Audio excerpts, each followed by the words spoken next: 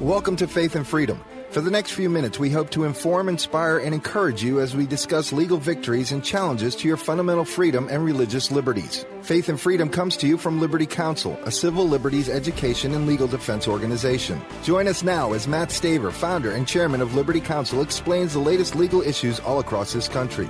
In the courtrooms of America, Liberty Counsel is winning the battle for your constitutional freedom. More and more states this year are passing pro-life legislation. Hi, I'm Matt Staver, founder and chairman of Liberty Counsel. Joining me is Matt Barber, vice president of Liberty Counsel Action. Matt, we talked before on Faith and Freedom regarding Arkansas beginning the first state in 2013 to pass major pro-life legislation, then North Dakota, and then after that Kansas. Now we have Alabama, Indiana, and also we have the legislation that is being promoted in Missouri. So 3 more states, that's 6 states already passing major pro-life legislation this year or moving in that direction. Yeah, Matt, if you'll indulge me for a moment here, I'm going to use a boxing analogy. As you know, I was a former professional boxer. We have, this is a multi-punch combination here, and we have the multi-billion-dollar abortion industry on the ropes. So the jig is up. People are recognizing that the euphemistic language of pro-choice and women's reproductive freedom and so forth is just that. It's euphemism. It's propaganda. And so state after state after state this year and in 2012 have passed this pro-life legislation. It's death of the multi-billion-dollar abortion industry by a million cuts, Matt. It's encouraging. The pro-life movement has momentum. The radical left knows it. They're squirming and they're afraid, and they should be. Well, Alabama Republican Governor Robert Bentley has now signed legislation that passed in the House and the Senate by significant margins. There had been a series of botched abortions in Alabama, and women were injured over the last couple of years. State legislators then decided to respond, and they approved bills that would require abortion clinics to meet more stringent requirements for safety.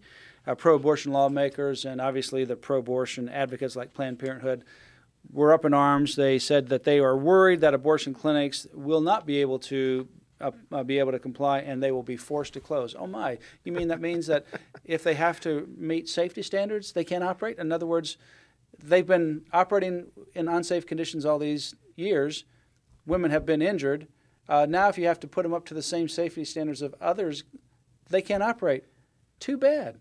Yeah, it's incredible that they would even make those arguments. Well, they're not going to be able to operate because they can't operate safely. It's an argument they can't win, but yet the sacred cow of the left is abortion. So they think that all the bets are off. None of the other rules apply. We know this to be the case. I mean, there are laws in liberal states where kids in public schools, they say they should be able to go to their guidance counselor and be taken without mom and dad's permission for an abortion. Yet they can't have an aspirin. They can't be given an aspirin. This is the sacred cow of abortion. These abortion mills take Kermit Gosnell's abortion mill in Philadelphia, blood on the walls. They're filthy. And many, if not most of these, they live to this subpar standard with germs and infection and women dying. And I mean, it's not only is it horrific and evil. Well, it's because they've ultimately compromised the ethic and value of life when they kill babies. And I mean, you think you're going into work every day or however many days they do it, a couple of days a week, that's your mission in life? To dismember babies? You're going to dismember babies? You're going to tear innocent babies apart and how do they dismember live with them? themselves? How do you go home with a clear conscience and eat dinner? So once they've crossed that line and they've seared their conscience, they become like a serial killer. They no longer look at this as a human. So any of this other stuff, whether it's women or anybody else, they don't really care. And that's why these shoddy doctors, they're not respected in the community because they're not physicians. They're quacks. And that's why they don't have hospital privileges, because they're just quacks. People who graduated from medical school and now they've given their life to death. And so Alabama now has become the 7th state to require hospital admitting privileges of abortion practitioners. Similar law in Mississippi is in effect, and likely the remaining sole abortion clinic in Mississippi will close. Why? Because praise the Lord, the doctor can't qualify for hospital privileges. So in other words, you got a doctor who's going to be putting people under anesthesia or other kinds of medication. potentially causing serious injury to the woman. And when that happens, the doctor can't admit that individual to the hospital. Yeah. The doctor can't go minister or work to provide health care to that person in the hospital because they're not having hospital privileges. These are people at hospitals they don't want anything to do with because they're not real doctors. Yeah, Matt, you said, that they're like serial killers. I'm going to take that a step further. No, they are. They are serial killers. They are serial murderers. And I want to talk to everyone right now who works at an abortion industry. If you're an abortionist, you're a serial murderer. If you are a nurse, then you are aiding and abetting serial murder. How do you live with yourself? Matt, it's uncanny. And here we have in Alabama, the governor, thankfully, has signed into law the Women's Health and Safety Act. It merely says that the minimal standards need to apply to any medical clinic. This is surgery we're talking about, if you want to call it that. It's dismembering alive little human beings, but the minimal standards, and yet the radical feminists and the frothing at the mouth left are outraged over this.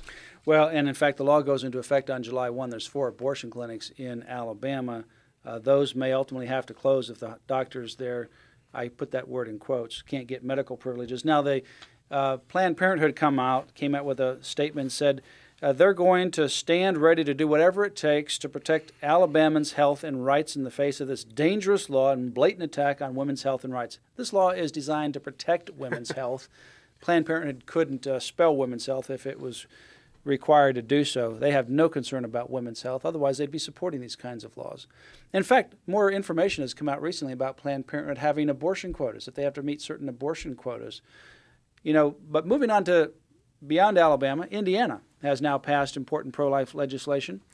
It passed recently, and this particular bill requires abortion providers to document that they've given women the option of an ultrasound before going forward with a surgical abortion.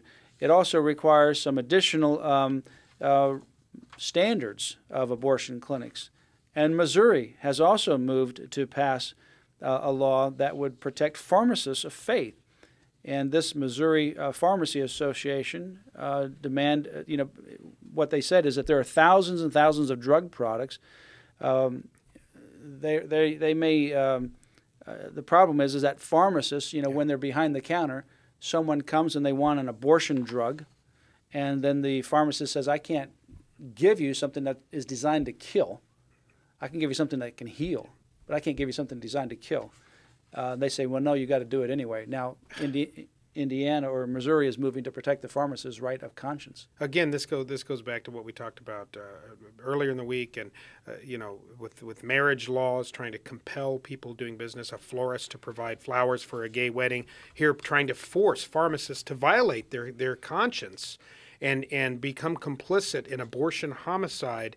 That's the way of the left. That's the way of the progressive movement. It's our way or the highway. They will use the full weight of government, tyrannical government, to try to force people to go against their sincerely held beliefs. And in September of 2012, an Illinois Court of Appeals ruled in favor of the rights of pharmacists to refuse to have to be forced to give out these drugs that are abortion drugs or abortifacient drugs that are contrary to their sincerely held religious beliefs. So all of these issues of these moral values, life, marriage, they're coming into a clash with our religious freedom, and that is a good move by Missouri to protect these pharmacists in their religious freedom. Very good move. State after state after state is passing pro-life legislation.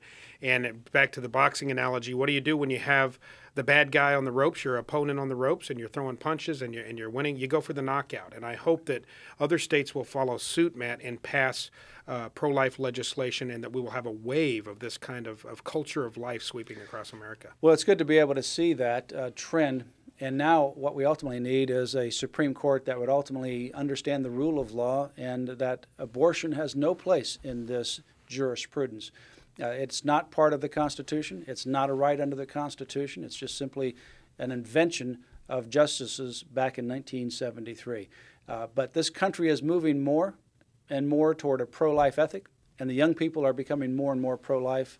as they continue to be more involved in this issue. They're very passionate, many of them, about pro-life issues. Go to Liberty Counsel's website, lifeunited.org. That's a website that Liberty Counsel has as a project with other organizations, including Jib Bob and Michelle Duggar of the 19 Kids and Counting TV reality series, lifeunited.org. You can also make an online credit card contribution to Liberty Counsel at lc.org to help us advance the sanctity of human life. You have been listening to Faith and Freedom with Liberty Counsel. We hope that we have motivated you to stand up for your faith, family, and freedom. We can accomplish a lot when we work together. Get informed and get involved today. Sign up for our free monthly newsletter, The Liberator. We will send it out to you free of charge. Stay informed with our Liberty Alert email updates. Just click on the website at www.lc.org or call us at 1-800-671-1776. Tune in next time to learn more about your rights right here on Faith and Freedom.